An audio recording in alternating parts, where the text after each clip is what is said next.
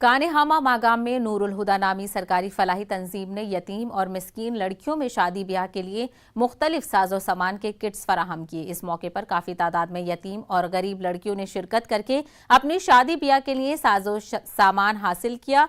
मुनक्किदा तकरीब में मशहूर सियासी व समाजी शख्सियत डॉक्टर मोहम्मद शफी और इदारे की दीगर शख्सियात ने इन यतीम लड़कियों में ये किट्स तकसीम किए। मुंतजमीन का कहना है कि आज के मुआशरे में शादी ब्याह को काफ़ी सख्त बना दिया गया है, जिसमें यतीम और गरीब लड़कियों की शादी दुश्वार गुजार बन जाती है।